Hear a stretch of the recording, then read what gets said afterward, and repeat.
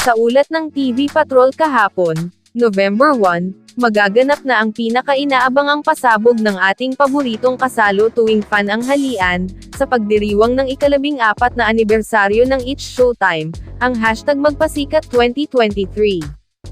Abangan natin kung sino-sino sa hosts ang magkakasama sa iba't ibang grupo, at magpapasikat araw-araw, at magpapakita ng kakaibang galing, at talento sa madlang people. Magsisimula na ang Magpasikat 2023 sa November 6, Lunes hanggang Biyernes.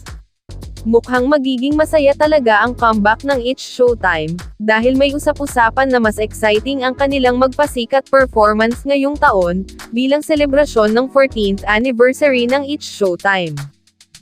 Hindi nga bibiguin ng It's Showtime family ang madlang people at solid nilang fans, kaya hindi mababaliwala ang 2 linggong hinintay nila sa programa.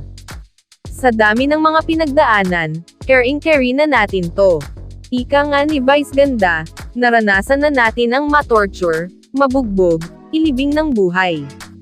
Ngayon pa ba? Tapik na lang to. Lahad pa nito. Mula noong 2009, pinagsama-sama ng mga host ang kanilang mga sarili, at naghanda ng mga engrandeng pagtatanghal habang nakikipagkumpetensya sila sa isa't isa. Ang mga premyo ay palaging ibinibigay sa kanilang mapipiling charity.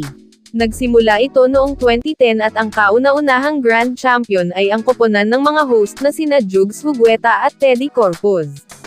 Sa Magpasikat noong nakaraang taon, nanalo ang koponan ni Ryan Bang, isang panalo na nagpasaya ng maraming tao para sa host, dahil ito ang kanyang unang panalo sa nasabing event.